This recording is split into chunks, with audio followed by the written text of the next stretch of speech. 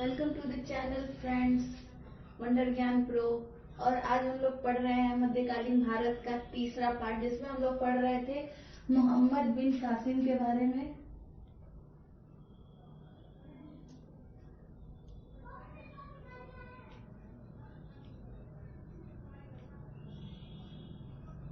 इसका शासनकाल था 712 से 714 ईस्वी तक। हमने इसकी मृत्यु पढ़ ली थी और इसका मृत्यु का वर्णन चचनामा में है। अब हम इसकी उपलब्धियां जानेंगे या फिर वो सारी चीजें जो यह भारत में लेके आया।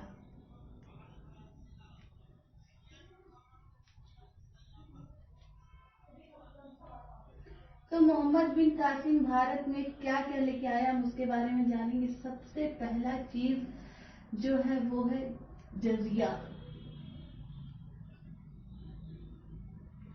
मोहम्मद बिन कासिम सबसे पहले भारत में जजिया लेकर आया, क्योंकि वो बोला कि या तो आप लोग हमारे धर्म को स्वीकार करिए या तो आप एक ऐसा कर दीजिए, यानी काफिर। काफिर ये जजिया उन लोग पे होता था जो काफिर होते थे,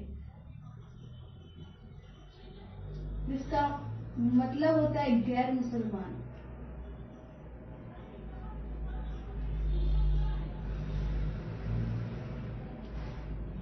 तो ये जो कर होता था मोहम्मद बिन कासिम ने लगाया, वह आय का 1/3 या 2/3 भाग होता था।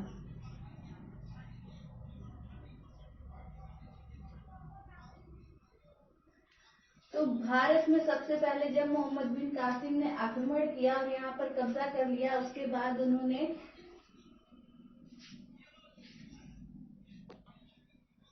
जो कर लगाया था, जिसको जजिया कहा गया है, वो काफिरों के लिए लगाया था, जो कि गैर मुसलमानों पे लगता था। तो यह गैर मुसलमानों में जो ब्राह्मण, विधवा औरतें तथा बच्चों पे नहीं लगाया जाता था।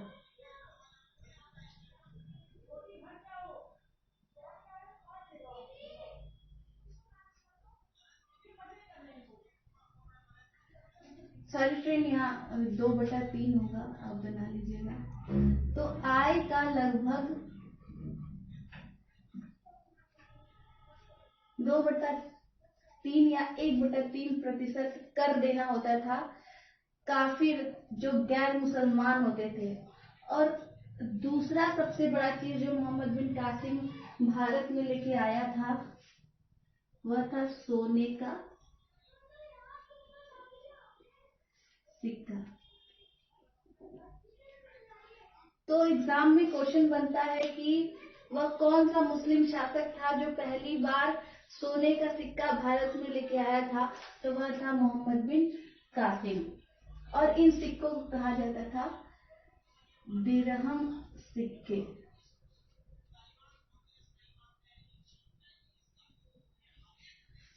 तो जैसा कि हम जान चुके हैं कि मोहम्मद बिन कासिम पहले जजिया कर, फिर सोने का सिक्का जो कि दिरहम सिक्के के नाम से जाना जाता था, और ये लेके आए अरबी घोड़े।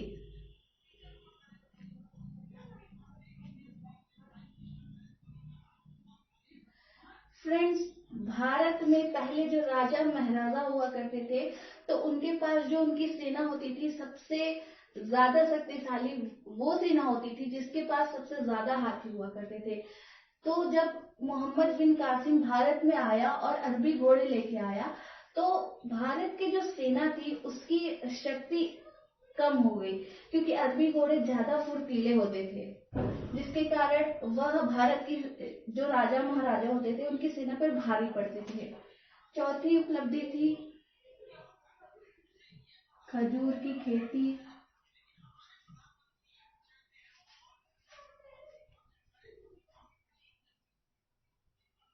तथा ऊंट पालन।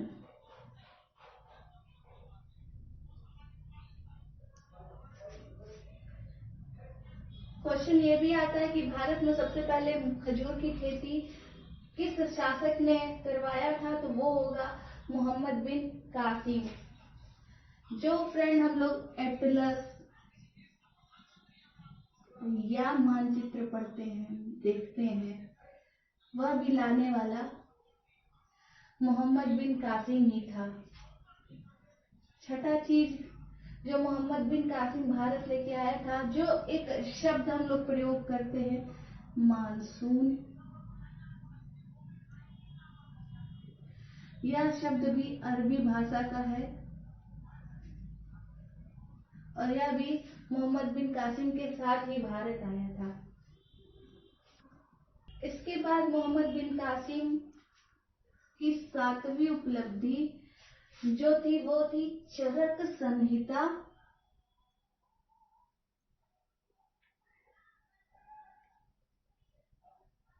तथा पंचतंत्र।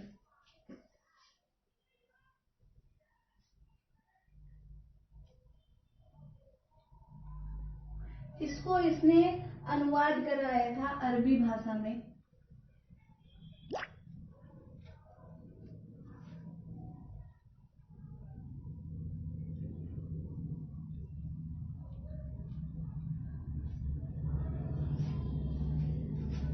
और पंचतंत्र का नाम रखा था कलीला व दीवना। सातों उपलब्धियां मोहम्मद बिन कासिम उपलब्धियां कह सकते हैं, भारत में ये लेके आए थे। जो सबसे पहला हमने पढ़ा जजिया के बारे में, जो कि किसी व्यक्ति के आय का लगभग 1/3 या 2/3% भाग हुआ करता था, जो कि काफिरों पे लगता था, जो गैर मुसलमान, काफिर यानी गैर मुसलमान, जो ब्राह्मण, विधवा तथा बच्चों पर नहीं लगता था।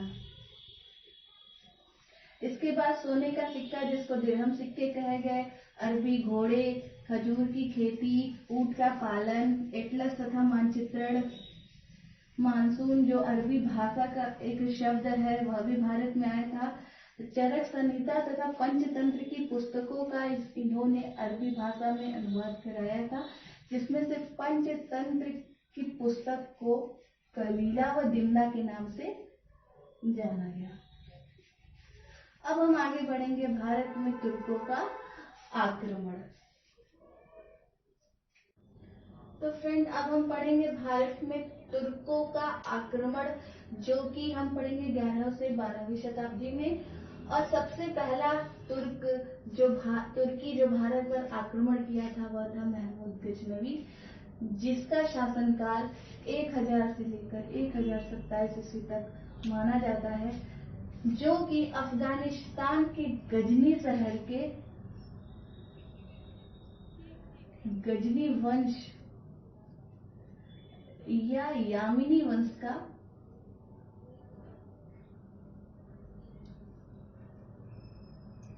शासक था। तो हम लोग पढ़ रहे हैं भारत में तुर्कों का आक्रमण, जो कि महमूद गजनवी के बारे में पढ़ रहे हैं, जो कि अफगानिस्तान के गजनी शहर के गजनी वंश या यामिनी वंश का शासक हुआ करता था। लेकिन उसके पहले इसके जो पूर्वज थे हम उनके बारे में जान लेंगे। तो इनके अफगानिस्तान के ही गजनी वंश के जो शासक थे अल्पतगीन,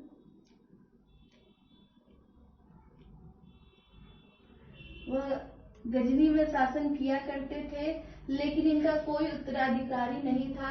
तो उन्होंने अपने ही एक गुलाम सुबुक्तगीन को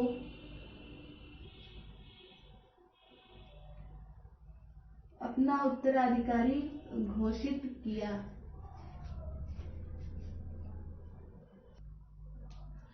और सुबुक्तगीन का ही बेटा था महमूद गजनवी।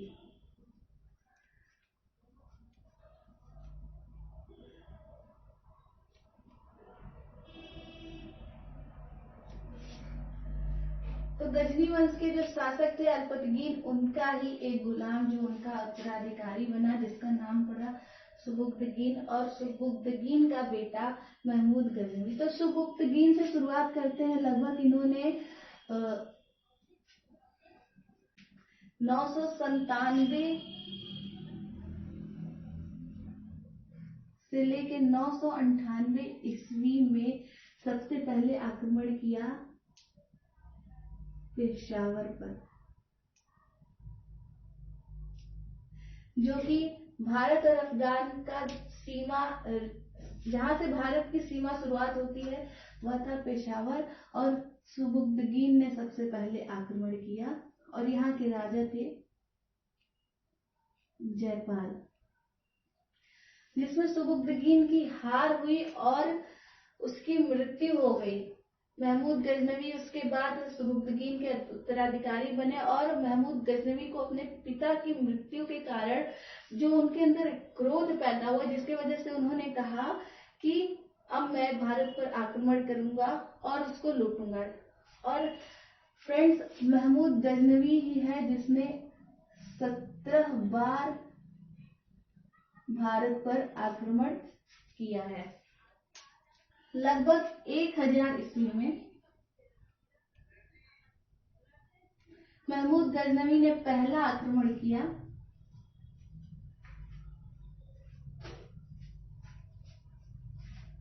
लेकिन वह इस आक्रमण में असफल रहा।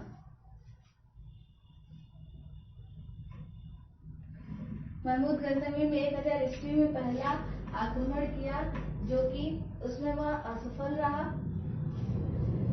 फिर भी उसने हार नहीं मानी और ठीक 1 साल बाद 1001 ईस्वी में उसने फिर आक्रमण किया। जो पेशावर के राजा थे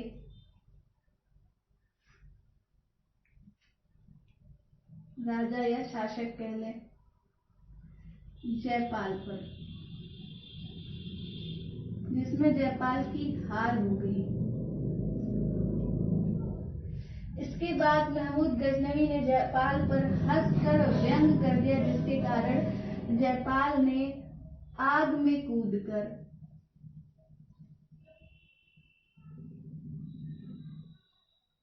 आत्मदाह कर लिया।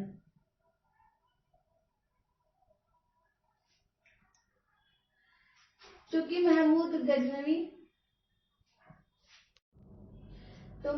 गजनवी जब इस पर जो पेशावर के राजा थे जयपाल, उन पर हंसकर व्यंग किया, जिसके कारण उन्होंने आग में कूदकर आत्मदाह कर लिया। जब महमूद गजनवी भारत पर आक्रमण किया था तो उसने अपने मन में एक प्रण लिया था कि मैं भारत को अब जब भी आक्रमण करूंगा सिर्फ मैं उसको लूटूंगा। उसका शासन करने का कोई खास मकसद नहीं था, इसलिए वह पेशावर में लूटपाट किया, आसपास के जगहों पे लूटपाट किया और वापस गजनी चला गया।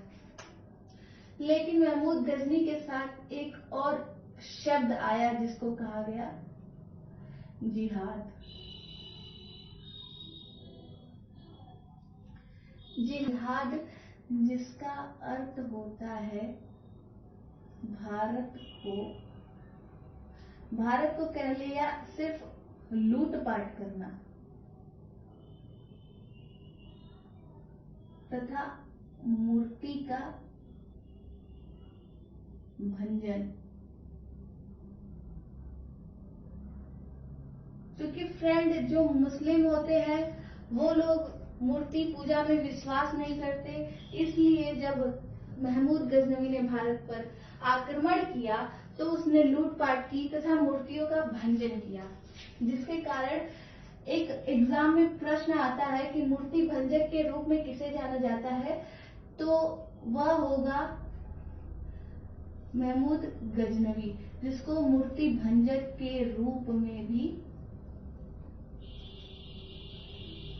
जाना जाता है।